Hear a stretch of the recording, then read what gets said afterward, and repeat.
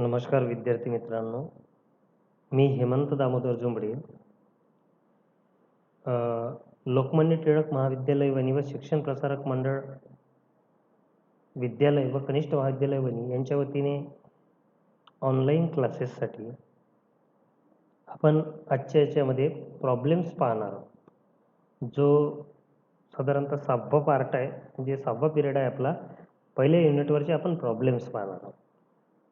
आता प्रॉब्लेम म्हटलं की प्रत्येकाला एक हे असते की फिजिक्समध्ये प्रॉब्लेमचं अनन्यसाधारण महत्त्व आहे. कारण विदाऊट प्रॉब्लेम फिजिक्स होऊच शकत नाही.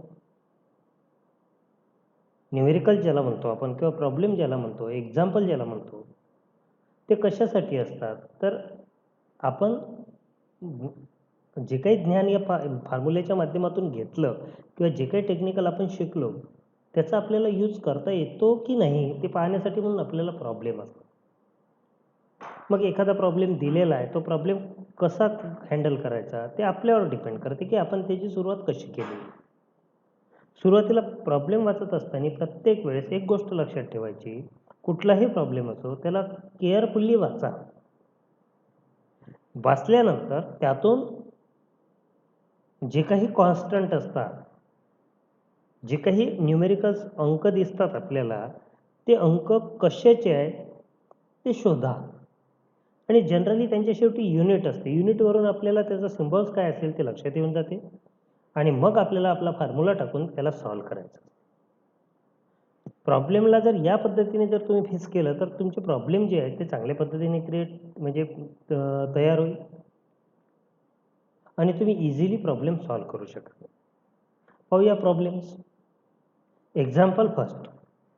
आजचं पहिलं एक्झाम्पल आहे. A fan is rotating at 90 RPM. एक फॅन आहे जो 90 RPMने फिरत आहे. बघा, आपल्या घरी फॅन असतो, मग तो सिलिंग फॅन असेल, टेबल फॅन असेल किंवा इतर कुठला असेल, पण त्याचा रोटेशनचा स्पीड दिलेला आहे 90 RPM. 90 RPM. R for revolution, P for per, M for minute. A fan is rotating at 90 RPM, then it is switch off. Fan सुरुवातीला चालू होता, 90 RPMच्या स्पीडने फिरत होता आणि नंतर त्या फॅनला बंद केलं. It stop after 21 revolution. 21 चक्कर पूर्ण केल्यानंतर तो फॅन थांबला. आपण मोजले त्याची चक्कर, तर असं लक्षात आलं की 21 चक्कर पूर्ण करून तो थांबला. Calculate the time taken by it to stop, assuming that the frictional torque is constant. जर हे खरं असेल की एक फॅन फिरत आहे 90 RPMच्या साहाय्याने आणि आपण त्याला बंद केला तर तो 21 चक्कर घेऊन थांबला, तर तुम्हाला काय काढायचं आहे? तुम्हाला टाईम काढायचा आहे की ज्या वेळेमध्ये फॅनला थांबण्यासाठी किती वेळ लागला ते काढायचं आहे. त्याच्यासाठी सांगितलं आहे की फ्रिक्शनल टॉर्क जो आहे तो कॉन्स्टंट आहे. म्हणजे कॉन्स्टंट फ्रिक्शनच्या साहाय्याने तो फॅन फिरत आहे असं माहिती दिलेली. तर ही होती प्रॉब्लेमची माहिती की प्रॉब्लेम काय दिलेला आहे. सर्वांना लक्षात आलंच असेल.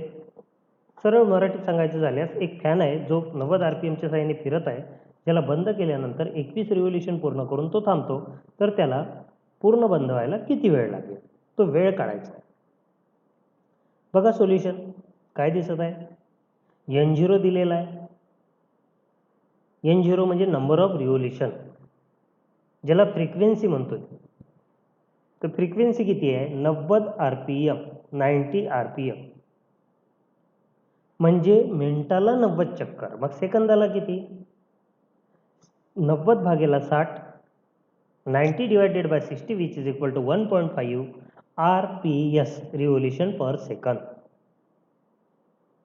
म्हणजे आपल्याला RPS मिळाला 1.5 RPS. अँग्युलर व्हेलॉसिटी ओमेगा चा फॉर्म्युला आहे omega is equal to 2πn. म्हणून या ठिकाणी फॉर्म्युला तयार होईल omega 0 is equal to 2πn0. आता 1.5 into 2π which is equal to 3π radians per सेकंद ही निघाली angular velocity omega 0. The angle through which the blade of the fan moves while stopping. ज्या स्पीडने फॅन फिरत होता त्या ठिकाणी थिटा किती असेल? तर थिटा असेल टू पाय एन, आणि एन म्हणजे काय तर नंबर ऑफ रिव्होल्युशन. असे किती चक्कर पूर्ण करून थांबला? उत्तर असेल 21. म्हणजे एनची व्हॅल्यू आहे या ठिकाणी 21. ती व्हॅल्यू पुट केली. 2 pi into 21 which is equal to 42 pi RAD. म्हणजे टोटल अँगल किती कव्हर केला त्या थिटाने? तर 42 पाय रेडियनचा अँगल त्या ठिकाणी क्रिएट केला. समजून चला, जेव्हा फॅन स्टॉप झाला त्यावेळेस अँग्युलर वेलोसिटी 0 झाली, म्हणजे omega 0 is equal to 0 fan stop झाल्यामुळे. या इक्वेशनचा यूज करून आपण कायनेमॅटिकल इक्वेशनमध्ये याला ट्रान्सफॉर्म करा. काय? Omega minus omega 0 is equal to alpha T. या ठिकाणी अल्फा टी होता. तर अल्फाची व्हॅल्यू आपल्याला काढायची, angular acceleration alpha. Alpha is equal to omega minus omega 0 upon T which is equal to omega square minus omega 0 square upon twice theta. Alpha दोन्ही ठिकाणी सारखा आहे आणि म्हणून आपण शेवटचे दोन इक्वेशन कम्पेअर करा, व्हॅल्यू पुट करा. ओमेगाची व्हॅल्यू 0, ओमेगा 0ची व्हॅल्यू 3 पाय, म्हणून पहिलं equation 0 minus 3 pi upon time T. आपल्याला माहीत नाही किती वेळ लागला ते काढायचं आहे. ओमेगा 0, 0चा स्क्वेअर परत 0, 3 पायचा स्क्वेअर 9 पाय स्क्वेअर लिहिता आलं असतं, पण ब्रॅकेटमध्ये आपण 3 पाय स्क्वेअरच ठेवला. खालच्या बाजूला 2 इंटू थिटाची व्हॅल्यू 42 पाय. काय दिसत आहे आपल्याला? जर तुम्ही कम्पेअर केलं तर वरच्या बाजूला आणि खालच्या बाजूला पाय स्क्वेअर दिसेल. तुम्ही जर टी जर काढला, वरचा पाय स्क्वेअर आणि 3 पायला जर खाली आणलं तर आपल्याला असं दिसेल की टाईम पिरियड जो आहे तो 28 सेकंदाचा निघेल. हे कॅल्क्युलेशन तुम्ही नंतर करून बघा, लक्षात येईल. टीला वर घ्या, बाकीचे इक्वेशन खाली घ्या. म्हणजे जसं तुम्ही टीला वर घेतलं तसं 0 मायनस 3 पाय स्क्वेअरला 0 मायनस 3 पायच्या खाली घ्या आणि मग त्याच्यावरून आपल्याला आणि 2 इंटू 42 पायला वर घ्या. टाईम पिरियड निघेल T is equal to 28 second. याचा अर्थ काय? 21 रिव्होल्युशन पूर्ण करून थांबणारा फॅन जो आहे तो 28 सेकंदानंतर थांबेल. रिमार्क काय दिलेलं आहे? One can also use the unit of revolution for the angle and get the ride of pi throughout for such data. In this case omega 0 is equal to 1.5 RPS and theta is equal to 21 revolution. दिलेल्या डेटाच्या सहाय्याने angular velocity सुद्धा तुम्हाला काढता येईल. त्याच्यानंतर दुसरा problem बघा. A motorcyclist to be treated as a point mass. Actually motorcycle point mass असू शकत नाही, कारण तिचा आकार बराचसा मोठा असतो, पण आपण एक समजून चला म्हणत आहेत की तो पॉईंट मास आहे एक motorcyclist. To undertake horizontal circle inside the cylindrical wall of a well. मौत का कुआ ऐकला असेल तुम्ही. Of inner radius 4 metre.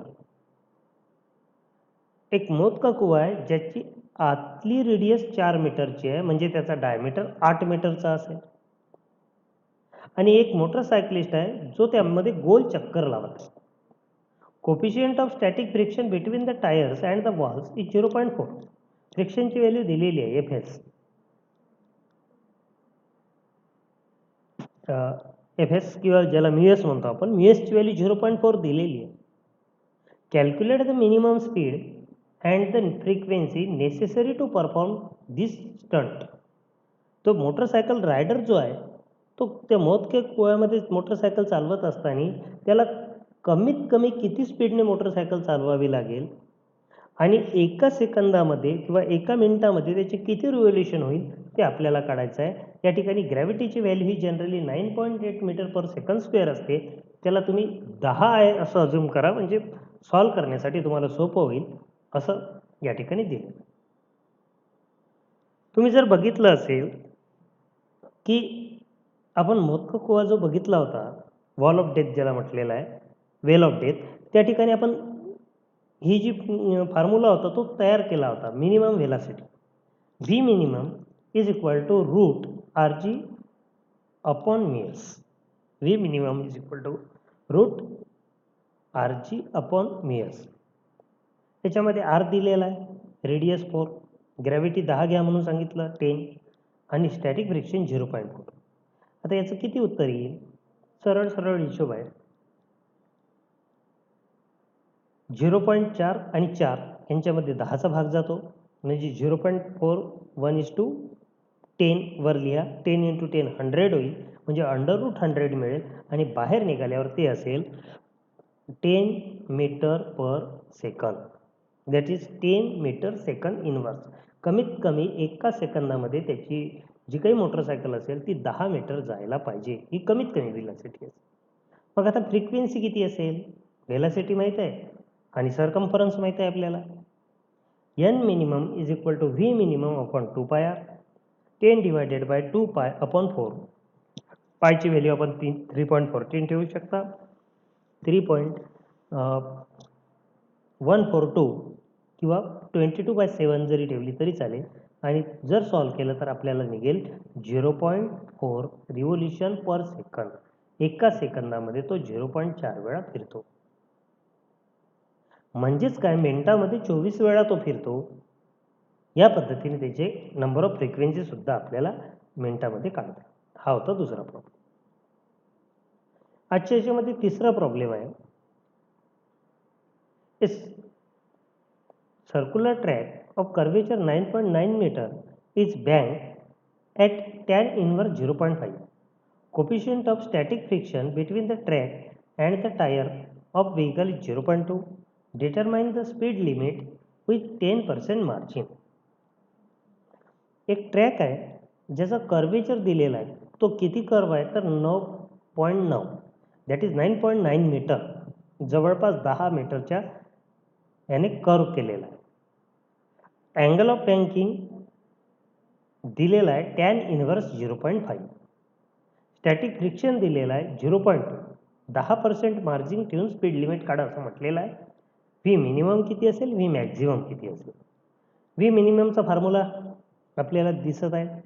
Is equal to √RG tan theta minus mu S 1 plus mu S into tan theta. हा standard formula. आरची value दिलेली value put करा. मीटरमध्ये असल्यामुळे चेंज करण्याची गरज नाही. 9.9. ग्रॅव्हिटी 10 घ्या, ती पण 9.8 असते, या ठिकाणी 10 घेतलेली आहे. टॅन थिटाची व्हॅल्यू दिलेली आहे 0.5. म्यू एसची व्हॅल्यू दिलेली आहे 0.2. 1 plus mu S into tan theta 0.5 into 0.2. तर अशा प्रकारचं जर कॅल्क्युलेशन असेल तर ते कसं करायचं, तर सरळ 9.9 गुणिले 10 म्हणजे 99 होईल. त्याच्यानंतर इकडे 0.5 minus 0.2 0.3 upon 1 plus 0.5 into 0.5 into 0.5 0.2 into 0.5 which is equal to 1. 1 plus 1 2 होईल. म्हणजे 2 डिवायडेड बाय 0. किती आलं होतं 0.3. 0.3ला डिवाइड केलं 0.15 आणि 0.15ला 99ने जर मल्टिप्लाय केलं तर ते येईल √27. √27 जर काढला तर तो निघेल 5.196 मीटर पर सेकंद. म्हणजे कमीत कमी 5.19 किंवा 5.196 म्हणजेच 5.20 मीटर प्रति सेकंद इतका तरी स्पीड असायला पाहिजे त्या ठिकाणी त्या सर्क्युलर ट्रॅकला पूर्ण करण्यासाठी. Allow the V minimum should be 10% higher than this. त्याच्यापेक्षा 10 पट आपल्याला सांगितलं की 10% कमी किंवा जास्त अलाउड करता येते. मग त्याचे 10% किती होईल 5.196. त्याचे 10% म्हणजे 100 अधिक 10 110. 110 डिवायडेड बाय 100 आणि त्याचं जर मल्टिप्लिकेशन केलं तर 5.716 मीटर पर सेकंद हे त्याच्यामध्ये ॲड करा. आता मॅक्झिमम व्हेलॉसिटी किती असेल, आपल्याला मिनिमम पण काढायचं होतं, मॅक्झिमम पण काढायचं होतं, सोबत 10% पण काढायचं. त्याही ठिकाणी फॉर्म्युला तोच आहे. V maximum is equal to √RG tan theta plus mu S 1 minus mu S tan theta. मगाच्या फॉर्म्युल्यामध्ये आणि आत्ताच्या फॉर्म्युल्यामध्ये काय फरक दिसत आहे तुम्हाला, तर इथे बघाल तर तुम्हाला 1 मायनस मॅक्झिममसाठी दिसेल फॉर्म्युल्यामध्ये आणि 1 प्लस मिनिममसाठी दिसेल. म्हणजे जो ब्रॅकेट केलेला आहे त्याच्यामध्ये डिवायडेशनमध्ये जो 1 minus mu S tan theta दिसत आहे इथे, तो तिथे 1 प्लस आहे. आणि त्यामुळे परत पुन्हा त्याच व्हॅल्यू ठेवल्या. 1 मायनस 0.2 प्लस 0.5 परत कॅल्क्युलेशन केलं तर √77 आलं आणि ॲन्सर निघालं 8.775 मीटर पर सेकंद. 10% आपण लोअर व्हॅल्यू अलाउड केली, म्हणजे पहिल्या याच्यात 10% हायर व्हॅल्यू अलाउड केली होती मिनिमम असल्यामुळे. कमीत कमी असल्यामुळे त्याच्यापेक्षा 10 पट जास्त आणि या ठिकाणी जास्तीत जास्त असल्यामुळे त्याच्यापेक्षा 10 पट कमी. म्हणून V max allowed 8.775 into 19 divided by 100 which is equal to 7.896 metre per second. या पद्धतीने मॅक्झिमम आणि मिनिमम अशा दोनही व्हॅल्यू आपल्याला मिळालेल्या आहे. काय काय आहे बघा, कमीत कमी किती आणि जास्तीत जास्त किती, अलाउड व्हॅल्यू.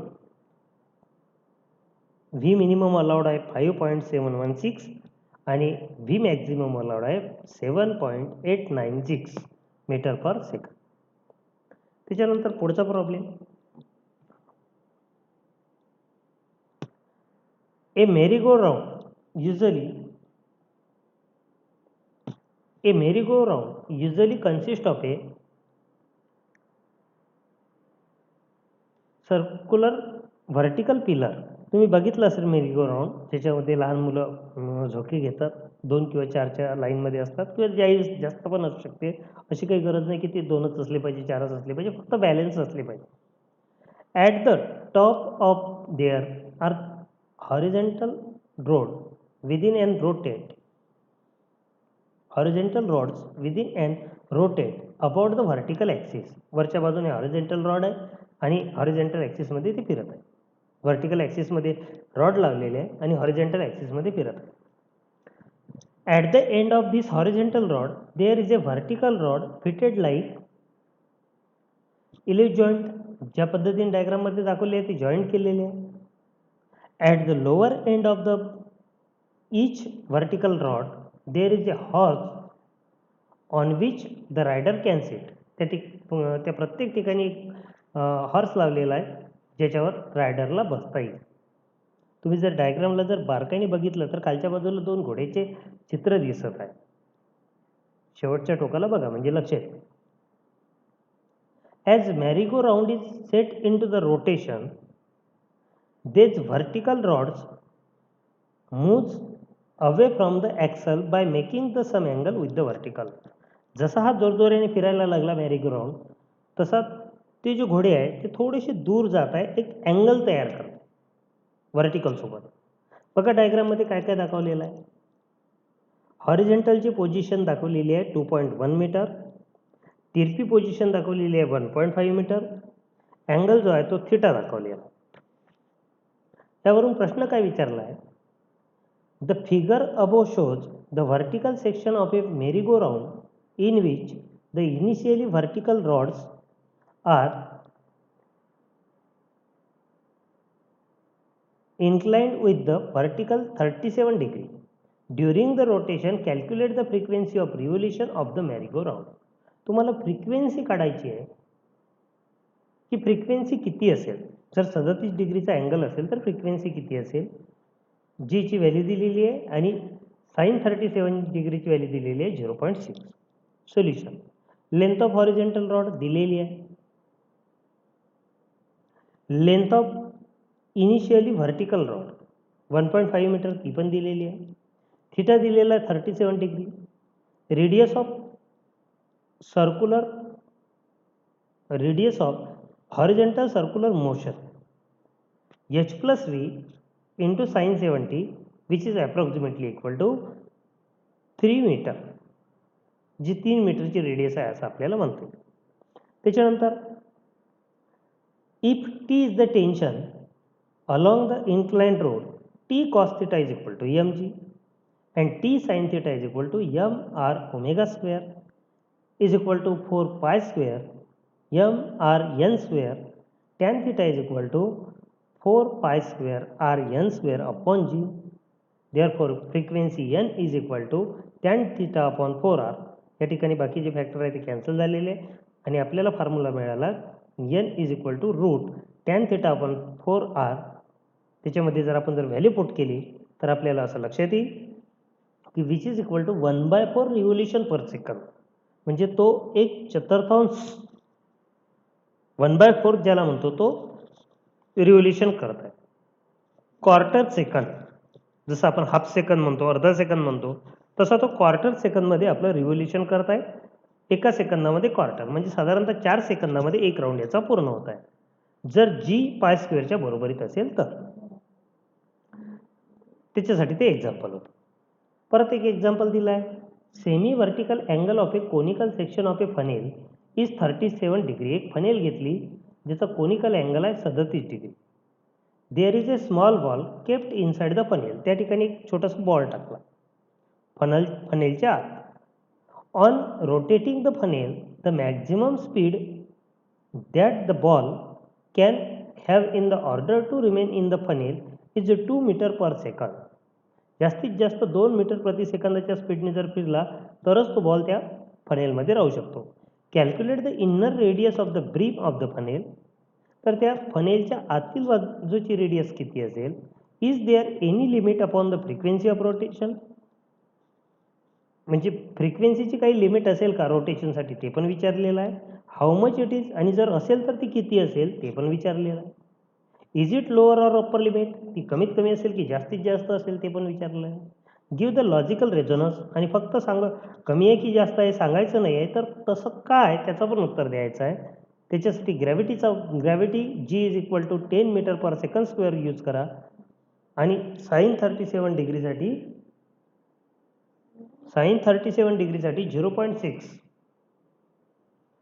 0.6 तुम्ही वापरू शकता. बघा solution. N sine theta, N cos theta दिलेला आहे. N sine theta N cos थिटाच्या व्हॅल्यूवरून तुम्ही टॅन थिटा काढा. एन कॅन्सल होईल, साइन कॉस कॅन्सल होईल, आणि आपल्याला मिळेल R is equal to V square tan theta upon G. आता कुठून आला आहे त्या डायग्रामकडे पहा, म्हणजे लक्षात येईल.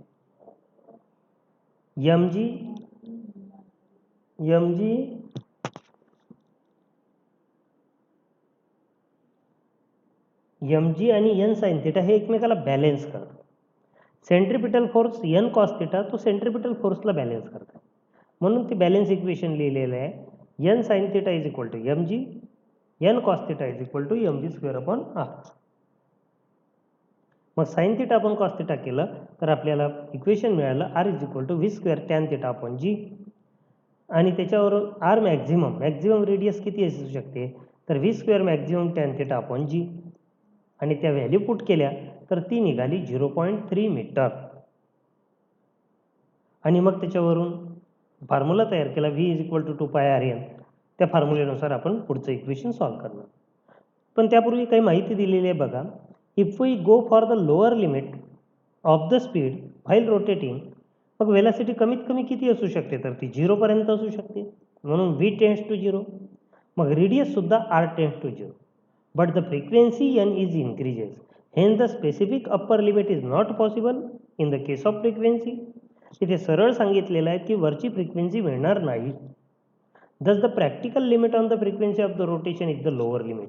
फक्त खालची लिमिट असू शकते जी लोअर लिमिट आहे. It is possible for R is equal to R maximum, N maximum is equal to V maximum upon 2πr maximum. N minimum किती असू शकेल, तर आपल्याला V maximum upon 2πr maximum ठेवावं लागेल. आणि ते आपण आर मॅक्झिमम काढलेला आहे 0.3, 1 upon 0.3 which is equal to approximately equal to 1 revolution per सेकंद. ही आपली कमीत कमी रिव्होल्युशनची लिमिट असेल, जी या प्रॉब्लेममध्ये आपल्याला दिसत. त्याच्यानंतर एक्झाम्पल 1.6 बघा. A tiny stone of mass 20 gram. एक छोटासा दगड घेतला ज्याचं वजन 20 ग्रॅम. आता दगडाचं वजन तर तुम्हाला माहिती आहे, 20 ग्रॅमचा दगड म्हणजे काही फारसा मोठं होणार नाही, एक छोट्याशा आकाराचा दगड असेल. घेतला, tied to a practically massless inextensible flexible string and wheel along a vertical circle. एक दगड घेतला आणि एक धागा घेतला. धागा कसा पाहिजे आपल्याला, जो मासलेस, आता मासलेस तो कुठलाच नसतो, म्हणजे कमीत कमी वजनाचा. इनएक्सटेन्सिबल, न तणणारा, म्हणजे ताणल्या न जाणार. फ्लेक्झिबल, ताठर पण नको. मग मासलेस आणि इनफ्लेक्झिबल सांगितलं, इनएक्सटेन्सिबल सांगितलं, तुम्ही तार घ्यायचे चालणार नाही, धागाच पाहिजे, फ्लेक्झिबल असला पाहिजे. आणि त्याला तो बांधून गोल गोल व्हर्टिकल सर्कलमध्ये फिरवला. The speed of the stone is 8 metre per second. कोणत्या गतीने फिरवत आहे तो दगड, तर 8 मीटर प्रति सेकंद या स्पीडने तो फिरत आहे. When the centripetal force is exactly equal to the force due to the tension. 8 metre प्रति सेकंद या गतीसाठी सेंट्रिपिटल फोर्स आणि टेन्शन हे दोन्ही सारखे आहे.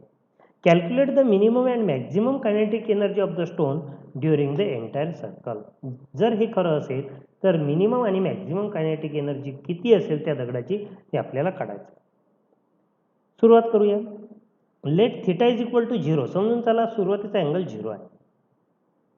Be the angular position of the string when the stone is at the lowermost position. Determine the angular position of the string when the force due to the tension is numerically equal to the weight of stone. आणि gravity जी आहे ती 10 metre प्रति second square म्हणजे 10 metre per second square आणि length जी आहे ती 1.8 metre आपल्याला use करायची आहे जी प्रॉब्लेममध्ये दिली. सोल्युशन बघा. When the string is horizontal, जेव्हा स्ट्रिंग जो होता तो हॉरिझॉन्टल होता, the force due to the tension is the centripetal force. Thus the vertical displacement of the bob is minimum and maximum energy position are radius r each. If kinetic energy maximum and kinetic energy minimum are the respective kinetic energy at the uppermost and lowermost point. वरच्या बाजूला असताना आणि खालच्या बाजूला असताना वरच्या बाजूला असताना जास्तीत जास्त आणि खालच्या बाजूला असताना काय म्हणत आहे बघा. Kinetic energy maximum kinetic energy minimum कुठे असेल तर upper most lower most point. मग ती आपल्याला काढता येईल. कायनेटिक एनर्जीचा formula half M V square. मग केई मॅक्झिममसाठी formula is equal to half M व्हीची व्हॅल्यू 8 होती म्हणून 8 square is equal to M G R G potential energy असेल. मग आपल्याला याच्यावरून एम जी आरची व्हॅल्यू जर इकडे हे करायची असेल तर याला आपल्याला असं लिहिता येईल. इक्वेशनला थोडंसं चेंज केलं साईन चेंज करण्यासाठी. Half M 8 square minus KE minimum is equal to M G R हा फॉर्म्युला या ठिकाणी तयार झाला. व्हॅल्यू पुट केली. हाफ एम दिलेला आहे. मास किती होता आपल्या याचा बघा 20 ग्रॅम. त्याला किलोग्रॅममध्ये कन्वर्ट केलं तर 0.02. व्हेलॉसिटी 8चा स्क्वेअर. कायनेटिक एनर्जी मिनिमम जशीच्या तशी इंटू काय घ्यायचं होतं आपल्याला एम जी आर. एम परत 0.02 G10 R 1.8. या सर्वांचं कॅल्क्युलेशन जर केलं व्यवस्थित तर आपल्याला कायनेटिक एनर्जी मिनिमम मिळेल 0.28 जूल. आता कायनेटिक एनर्जी मॅक्झिमम किती असेल which is equal to minus half. परत वेट घेतलं परत तेच सर्व घेतलं आणि त्यावरून मॅक्झिमम कायनेटिक एनर्जीच्या फॉर्म्युल्यामध्ये ठेवलं तर half M V square is equal to 1 joule. Minimum 0.28 joule तर मॅक्झिमम 1 जूल. मग व्हेलॉसिटी किती असेल तर ट्वाईस केई मॅक्झिमम अपॉन एम या फॉर्म्युल्यामध्ये व्हॅल्यू पुट करा. तुम्हाला मॅक्झिमम व्हेलॉसिटी मिळेल 10 मीटर पर सेकंद. जी 8 मीटर प्रति सेकंद होती ती आता 10 मीटर प्रति सेकंदपर्यंत मॅक्झिमम व्हेलॉसिटी असू शकते. At the lower most position जर ती पोझिशन सर्वात खालची असेल ज्याच्यासाठी थिटा 0 असेल T minus M G cos theta is equal to M V square upon R. टेन्शनमधून एम जी कॉस थिटा जो आहे तो मायनस होईल आणि तो सेंट्रिपिटल फोर्सच्या बरोबरीत असेल एम व्ही स्क्वेअर अपॉन आरच्या. At any angle theta where the speed is v. Thus if t is equal to mg we get mg minus mg is equal to mv square upon r. rg minus 1 cos theta is equal to v square. सरळ सरळ त्या ठिकाणी आपल्याला formula मिळाला. Vertical displacement at the angular position theta is 1 minus cos theta. Thus the energy equation at this position can be written as half M व्हीची value 10 ठेवली V square minus half M V square is equal to M G 1 minus cos theta. By using the equation A वर जे equation लिहिलेलं आहे V स्क्वेअरची value put केली. Half M into 10चा square 100 म्हणजेच आपण 100 एम एम एम तिन्ही इक्वेशनमध्ये कॅन्सल करून टाका. 100 डिवायडेड बाय 2 म्हणजे 50 minus half R G minus in bracket 1 minus cos theta is equal to R G 1 minus cos theta. 50 is equal to हा इकडचा इकडे आणला, इकडे एक R G 1 minus cos theta आहे आणि या बाजूला हाफ आर जी आहे, half plus 1 3/2 that is 1.5 R G 1 minus cos theta. त्याच्यावरून आपण कॉस थिटाची व्हॅल्यू काढली. Cos theta is equal to -23 upon 27 theta is equal to 148 degree 25 minutes. ते तुम्हाला लॉग टेबलच्या साहाय्याने लॉग टेबलमध्ये सापडेल. तर विद्यार्थी मित्रांनो, अशा पद्धतीने काही प्रॉब्लेम्स होते जे आपण समजून घेण्याचा प्रयत्न केला. होऊ शकते एखाद्या प्रॉब्लेममध्ये तुम्हाला काही समजलं नसेल किंवा डिफिकल्टी आली असेल. कुठलाही प्रॉब्लेम जो आहे तो बरेचदा सोडवून पाहावे लागते. प्रॉब्लेम जसेच्या तसे पुस्तकातले येते किंवा येणार नाही. त्यातले काही कॉन्स्टंट बदललेले असेल, पण क्रायटेरिया जो तो एकच आहे की दिलेल्या फॉर्म्युल्यानुसार त्याला सॉल्व्ह करणे आणि उत्तर काढणे. आणि फिजिक्समध्ये जरी प्रॉब्लेमला अनन्यसाधारण महत्त्व आहे, तेव्हा माझी पर्सनली अशी इच्छा आहे की तुम्ही सर्वांनी प्रॉब्लेमची चांगली तयारी करावी आणि जास्तीत जास्त मार्क कव्हर करण्याचा प्रयत्न करावा.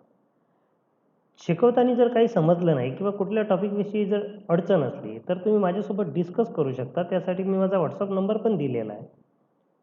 म्हणून बघा, ही शेवटची स्लाईड, त्याच्यामध्ये माझा मोबाईल नंबर दिलेला आहे. तुम्हाला जर एखादा पॉईंट जर यातला नाही समजला किंवा काही जर विचारायचं असलं, तर तुम्ही याच्यावर मला कॉन्टॅक्ट करू शकता. आजच्यासाठी आपण इथेच थांबूया. धन्यवाद.